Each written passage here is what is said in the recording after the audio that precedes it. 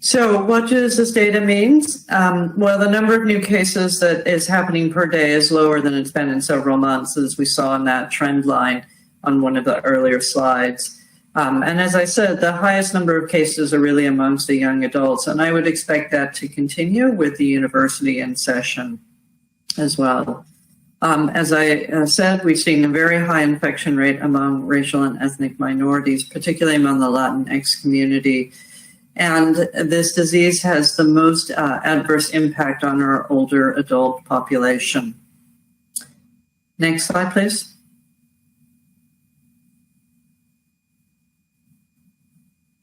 So the virus is still here, and I expect it to be for several months continuing. So what we need everybody in the community to do is to continue all of the precautions that people have adopted so far. Keep that physical distance between other individuals in the community. We recommend 6 feet. Wear a cloth face covering or mask when you're out in the public at all times is really the most helpful. Be sure you wash your hands or use hand sanitizer frequently. We really encourage people to stay home when they're ill, particularly as we enter the cold and flu season with overlapping symptoms between the flu and COVID. It's really important that everyone stay home when they get sick.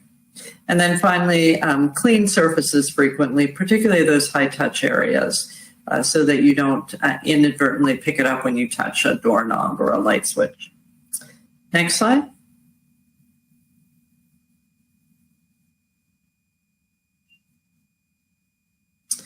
So what's going to happen in the coming months? Well, the weather is getting colder.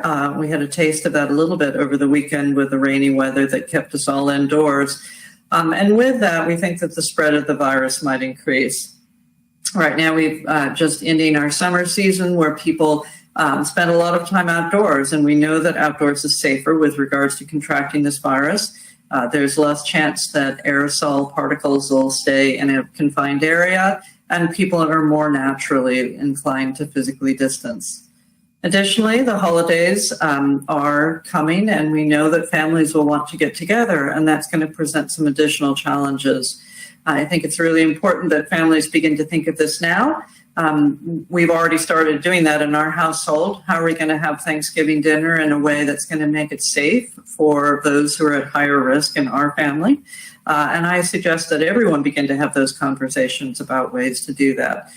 Let's hope that we have a really nice, balmy Thanksgiving Day that we can all eat outdoors. The flu season is coming, and that means that we will have more people who have the same symptoms that COVID presents with. So I really encourage everyone to get a flu shot this year, even if it's not something that you would normally do. It's going to be really critical that you lower your chance of getting the flu. One, so that if you get symptoms, it's going to be easier to figure out what you've got. And the second, you wouldn't want to contract flu and COVID at the same time.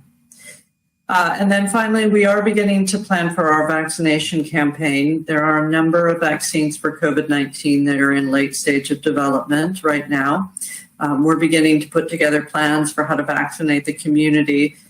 This will be one of the largest vaccination campaigns, I think, that has ever been done in public health history. A large number of individuals will need to be vaccinated in a relatively short period of time. Right now, we don't know which vaccine will be made available to us. And in fact, it might be several different types of vaccines that may be available. And they have different storage that's needed. And some are 1 shot, some are 2 shots. So we really don't have any specific details right now. But as we move forward, I will be sure and update everybody on how that's progressing.